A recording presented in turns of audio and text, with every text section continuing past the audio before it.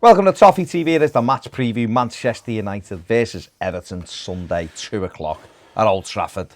Andy joins me for the preview. Looking forward to this one. Yes, because I think we can get a positive result. Whether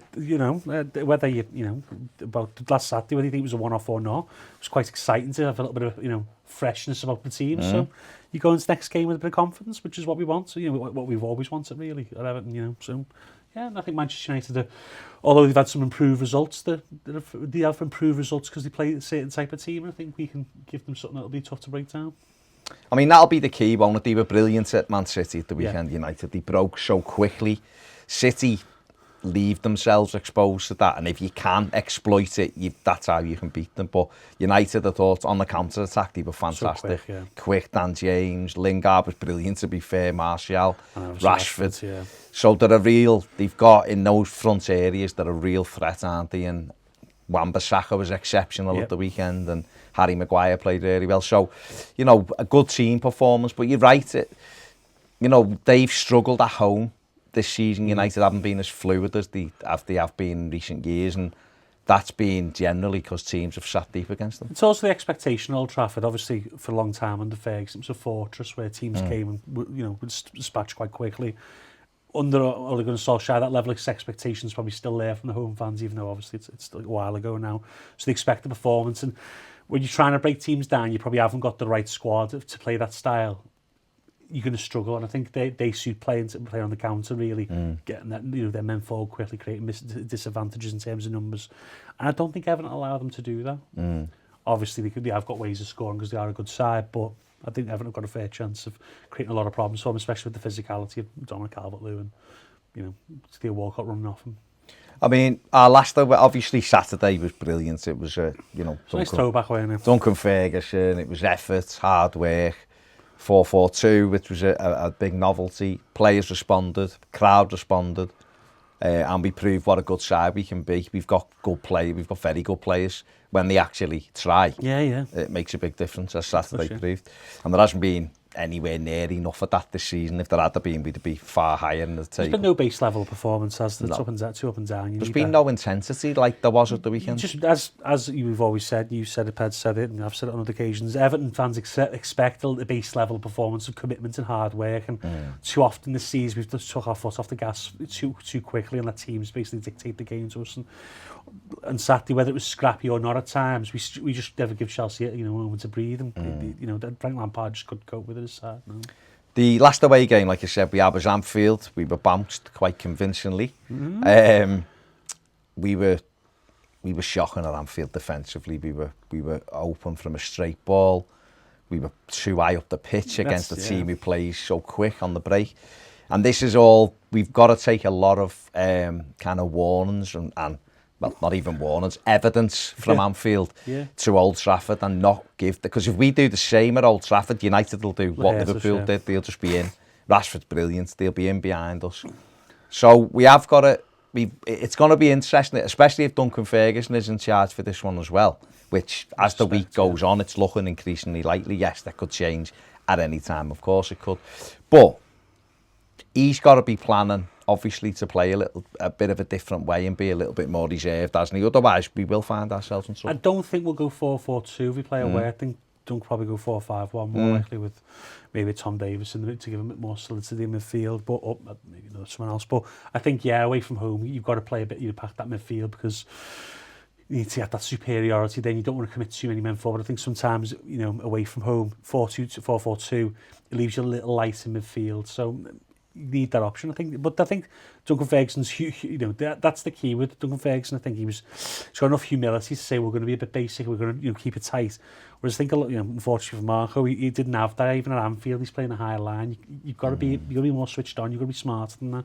So I think I think Ferguson will plan for that, and hopefully he does get Sunday, because I think it's too late in the week now to employ a manager and maybe possibly change things. Well, I suppose he'll have, regardless of what happens, he'll have big input, won't he? Because he's had the team and he's been in training, the last few days. Obviously, we haven't heard anything regarding Luca Dean yet, who went off with a groin injury. So fingers crossed. There's which Mina was close to playing at the weekend, so you'd expect him to be fit.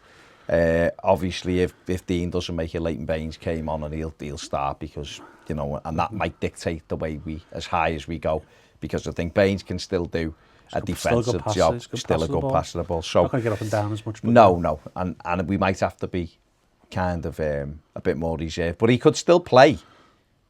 He might make a change with Mina coming back in. I don't know. He might leave the defence as it was, but he could still play roughly the same starting lineup, but just alter it. Iwobi could go more central and operate in the 10. But Richarlison could go out to the left and leave Dom as the main striker with Walcott. So it'll be interesting to see whether he leaves the same 11 and just tinkers with the formation. That's obviously injuries permitting. But you're right. We do have to be a bit more reserved. But with the players we have on the pitch, we can hurt teams, and we've been very good on the counter-attack. That's one thing we've been this season. We just haven't been clinical enough. Where that's been the issue. On Saturday against Chelsea, we were clinical, but we had more shots on target than we've had in most games, I think. And Dominic Calvert-Lewin alone had 6 shots. You look back at last season, you know, the best of Marco, I guess we'll call it, and we won those games by playing not the same as Saturday, because we were obviously a bit different under Marco, but that same directness, that same pace of play. Counter-attacking, less than 50% possession in most games, like Saturday when we had 30. So, I don't know, maybe that's just something that works for Everton, because we have got those players on, and we probably have got a couple of players who can break teams down, but we haven't got a lot of players who can break teams down. So you've got to have a style that fits the squad, and I think sometimes Marco, unfortunately, lost his way as far as but I think in a game against Manchester United, we're expected to come on to us. I think we can have some joy in behind. Aaron Wan-Bissaka is a very good defender, don't be wrong, but if you put him under pressure on the ball, he does make mistakes. Brandon Williams at left back again, you can do the same to him. So there is little areas you can pinpoint. McTominay being fit for them is probably going to be quite big, because he's a bit of a linchpin midfielder. And Fred, he allows Fred to do that roving job. And I know people don't love Fred, and I think people for 54 million thought they were going to get like a world all-star, But he's a good player. He does a job for them. He's been very good in the last 5-6 games. So there are areas we can sort of try and pinpoint as pressure points, and I think that whoever sets the team up, if it is Dunk, you'll look at that. I mean, we have to accept that it's a very difficult away game, even if we were settled with a settled manager. It's still a very difficult away game. It's not one, without being disrespectful to Manchester United, it's not one that terrifies me the way it used to. Going to Old Trafford for years was just like. Yes. Probably like going to Anfield. It was like... And then David Moyes rocked up there. Yeah, probably. Well, I mean, that's United have won 36 of their 54 Premier League games against Everton, which is a shocking, shocking record to have against anyone. We've only won 9 times against them in the Premier League. Well, to be fair, they were pretty good, let's be honest. They were brilliant. But they haven't been brilliant for years, have they? No. We've only won 1 of the last 26 away games against them, and that was in 2013. Well, we've had a really great time. And we had a couple of decent performances after that. I remember the year later, Brian Oviedo had another great shot, and De Gea made an incredible save. And there was one where like Baines, Mr. Penn, wasn't there as well? Baines, Mr. Penn. We've lost narrowly 2-1 in the last couple of seasons. Yeah. And games could have got... We had the one we probably should have won was under Koeman, when they equalised in the 95th minute with a penalty. Yeah. We should have won that by more. Yeah. To be 2 breakaways at 1-0, we should have killed. So, it's slightly improved in recent times, but it's still not a very good record. So, history is against us. But records are there to be broken, and these United will get better. So this will represent an opportunity for Everton. I think a point would be a good result, because it's momentum, isn't it? And me and Ped have spoke on other videos about this earlier this week, and I know we have with you as well. Whereas picking points up. Look at Wolves. Ped keeps banging on. Wolves have won the same amount of games as Everton, and they're in the top 6. Yeah. But they've drawn they've drawn 9 games and only lost 2. Where we've had the narrow defeats at Burnley, Brighton, Leicester. Off the top of my head, we were comfortably beating at Bournemouth because we should have dug in and tried to get something there. And it's those kind of defeats that you look at and go, well, if they'd have been draws. Yeah, but you're 6 points out of the league, aren't you? You'd be well up. So, Sunday for me is about competing. We've got to compete properly. If we could get a draw, it'd be good. Like I say, that it's difficult, obviously. I mean, we haven't beaten United twice on the run since Martinez was here in the first season. It was a good year. So it was a good year, and that was the year we beat them there. They're looking to win 3 consecutive games for the first time since January.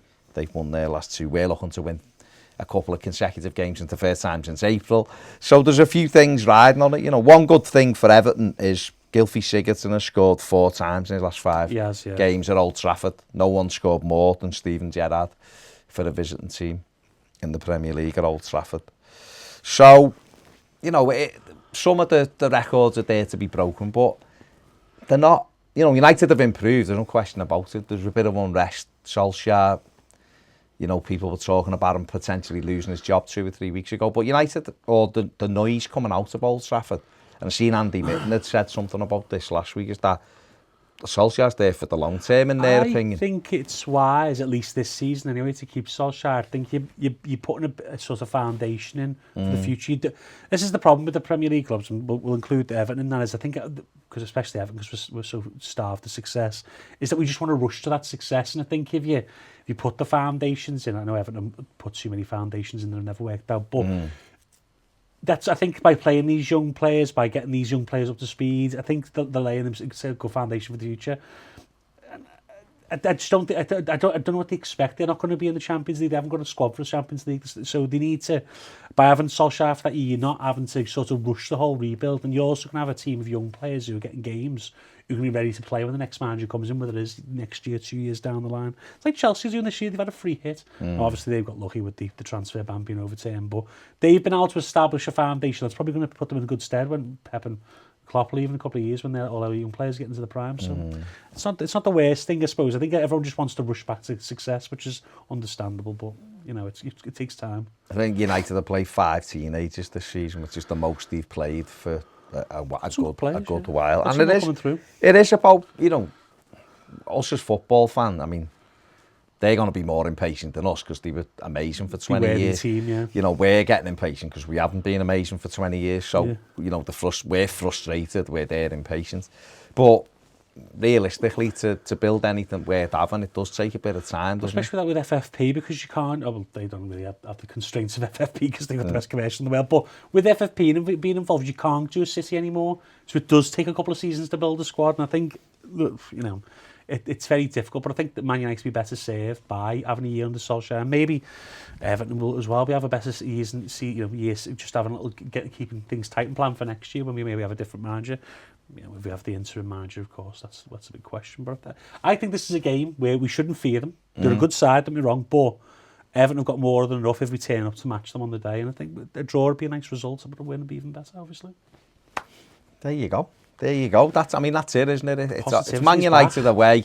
It's a tough game, but one that we should embrace the challenge. Go and give everything. If Everton give everything, then you don't know what happens, and the fans will appreciate that, and the players can take confidence for that. Because after this game, we've got 3 home games, 3 big home games.